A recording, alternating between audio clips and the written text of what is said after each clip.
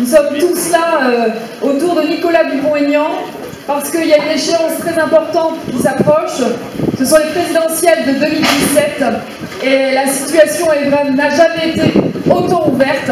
Et il est important que nous soyons tous présents et forts dans cette situation. Aujourd'hui, on voit le spectacle lamentable des primaires qui s'annoncent. Une France dans un état pitoyable. Et à Debout la France, il n'y a pas de place, justement, pour les conflits de personnes. Il n'y a pas de place pour les égaux. Nous, ce que nous défendons à Debout la France, ce sont des convictions, ce sont des projets, et nous avons des solutions grâce à Nicolas Dupont-Aignan. Debout la France est aujourd'hui le 4e parti préféré des Français. Nicolas Dupont-Aignan, aujourd'hui, grimpe dans les sondages. Nous parlons aujourd'hui de 8%, mais ce n'est que le début. Nous commençons cette aventure tous ensemble et nous allons gravir les échelons. Le sondage, vous savez bien qu'à Debout la France, on est plutôt habitué à être toujours sous-estimé, mais de plus en plus d'audience dans les médias nous permettront de poursuivre cette progression. Merci. Je vous demande d'applaudir Anne Boissel, qui est notre vice-présidente.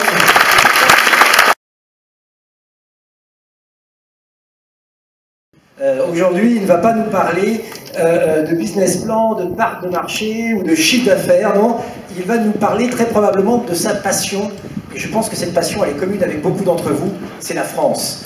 Le titre de son dernier livre est d'ailleurs très éloquent, puisqu'il s'appelle « Charnellement de France ». Je crois que tout est dit. Il est attaché à nos valeurs, à sa culture, à son identité, et il a accepté de venir partager sa vision avec nous. Je vous demande de l'accueillir comme il se doit, Charles Becbédé.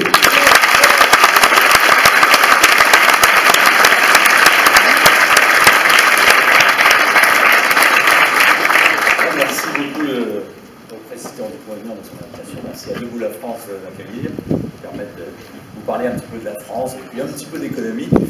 Donc d'abord, je vais dire un tout petit mot de l'Avant-Garde, qui est le mouvement que je représente, que j'ai cofondé avec Charles Mignon et d'autres. C'est un réseau collaboratif patriote, en fait, qui s'efforce de nourrir les grands candidats, parmi lesquels Nicolas, évidemment, avec nos convictions, des idées qui nous sont chères. Et c'est transpartisan, parce que nous avons des personnes qui sont membres de l'Avant-Garde, qui sont aussi membres de Debout la France, et d'autres partis, ou d'autres qui ne sont pas encartés. Et en tout cas, nous voulons peser dans la bataille des idées, dans cette grande bataille de France qui s'ouvre en ce mois de septembre et qui va se finir en mai prochain. Nous défendons notre héritage civilisationnel, nos racines, nous le gardons, et en même temps nous nous projetons dans la conquête du monde, nous le en avant. Nous voulons réconcilier les entrepreneurs et les enraciner, les traditions, nos traditions et l'initiative. Nous avons plus de 3000 membres partout en France. Alors, je voulais vous parler de 2 enjeux pour 2017.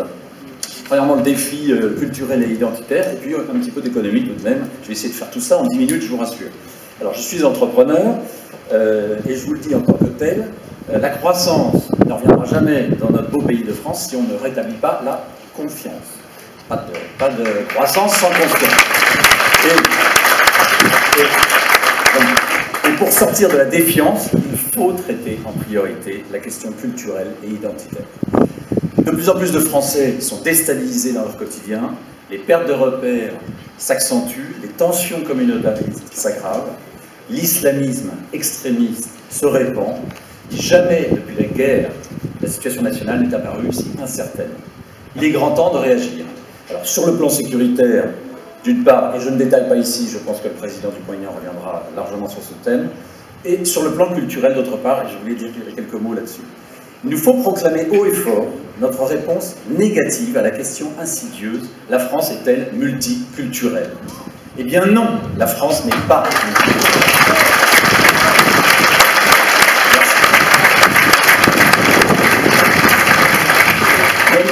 Il y a une première confusion, c'est que, bien sûr, la France est multireligieuse, bien sûr, elle est multiethnique, et depuis fort longtemps, depuis Louis XIV et les Antilles françaises. Mais il est faux et dangereux de dire qu'elle est multiculturelle. Nous ne sommes pas le Liban, malgré avec tout le respect que j'ai pour ce pays, nous ne sommes pas le Kosovo. Et en tout cas, on ne veut pas finir comme les Serbes du Kosovo.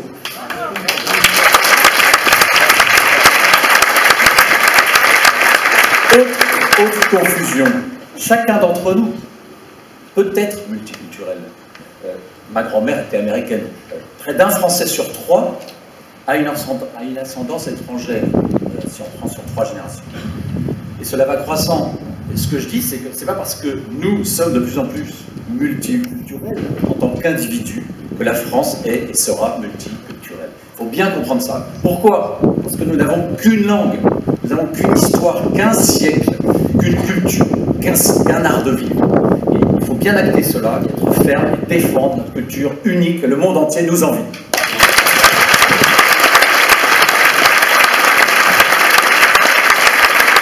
Alors, comment? D'abord et avant tout, en la transmettant cette culture. C'est le rôle essentiel de l'école. Et c'était l'objet de l'université d'été de hier, de l'année dernière, en 2015, où vous m'aviez invité, non pas à intervenir, mais à écouter. Et c'était très intéressant. Et en parallèle, il faut se battre par des changements institutionnels, et je vais revenir là-dessus, il faut réenraciner la République. Alors je m'explique. Qu'est-ce que je veux dire? On a plus ou moins consciemment fait de la France une accélération du temps, un espace pour modifier de plus en plus hors sol, déraciné, livré à un cosmopolitisme de galeries marchandes à la vie et pris de vertige face à ce vide. Certains pensent qu'on peut proclamer les valeurs et qu'on peut réformer ça et là et qu'on va se rassembler et que la confiance va revenir. Mais ce n'est pas possible. Face aux provocations islamistes, face aux attaques d'une culture étrangère, ces incantations sont inopérantes. L'ordonnance du Conseil d'État l'a bien montré, notre République est bien démunie. Alors pour résister, moi je pense qu'il faut donner force juridique à l'antique principe à Rome, fait comme les Romains. Et donc il faut redonner.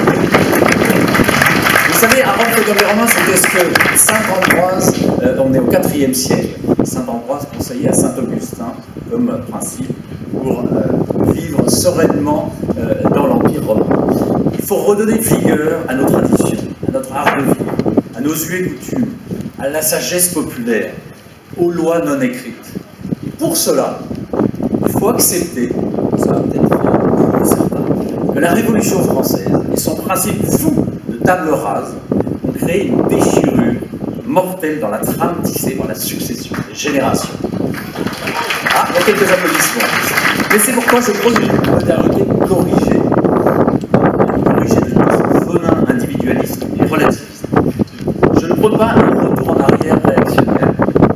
Je suggère de revisiter les fondements de notre République, donc d'abord notre Constitution, afin de réenchanter la République, de redonner de la densité, la rendre charnelle.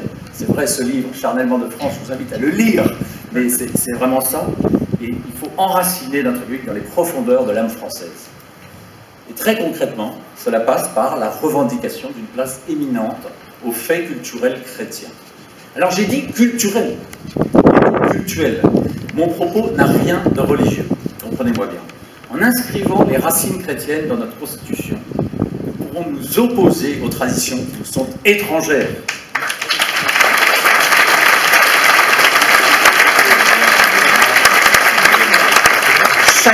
Chacun peut pratiquer sa religion, mais clairement, il y a dans l'islam des prescriptions rituelles de l'ordre de la culture et non du culte. Et je ne crois pas, c'est un point de désaccord avec certains d'entre vous, que la laïcité soit le bon vecteur pour lutter contre ces dérives communautaristes. Ce n'est pas l'esprit, ce n'est pas l'esprit de la laïcité, ce n'est pas l'esprit de la loi de 1905, ce n'est pas non plus dans notre culture que d'interdire toute expression du sentiment religieux dans l'espace public. Car cela nierait la dimension religieuse de l'homme, sa soif de spiritualité. Et puis techniquement, matériellement, juridiquement, c'est quasi impossible à obtenir. C'est donc au nom de notre culture, désormais reconnue dans la Constitution, que la République contiendra les manifestations anti-françaises. Nous serons dotés des bases institutionnelles pour prohiber des pratiques culturelles antagonistes à la culture nationale. Voilà ce que je voulais vous dire sur les aspects identitaires et culturels. Et maintenant, je passe rapidement à un autre thème qui est l'économique, sans transition. Je vais faire court et cash. On a tort d'opposer trop souvent les entrepreneurs et l'État. Les entrepreneurs, ils veulent un État fort qui fait respecter les règles du jeu. Mais pour avoir un État fort, il faut qu'il se recentre sur sa mission. Le régalien, la justice, la police, la sécurité, et éventuellement un peu de diplomatie internationale. Il accepte de faire confiance au privé pour le reste. Et pour moi, la santé, l'éducation n'a rien à faire dans le périmètre de l'État. Je sais, je fais d'accord, je vois Nicolas qui donne fine de la tête. L'État a maigri, mais plus fort, financièrement assaini, pourra ainsi faire respecter les lois, sa souveraineté et son autorité. Donc moi je vois un État avec des dépenses publiques sur PIB de l'ordre de 40%, on en est loin, on est à 57%. Concrètement, il faudrait aussi mener une grande réforme fiscale, et c'est la flat tax. Alors je vous en dis deux mots, parce que c'est un de mes chevaux de bataille. Depuis près de 10 ans, je défends cet impôt proportionnel. Je vous rassure, dans la flat tax, dans l'impôt proportionnel, les riches payent plus que les pauvres. C'est juste qu'on paye proportionnellement à ses revenus. Mais fini la confiscation, fini la complexité et l'injustice, car le système actuel, très progressif, est en effet injuste, puisqu'il est mité de niches fiscales dont seuls les hauts revenus savent profiter, et donc la collecte de l'impôt sur le revenu est très peu efficiente.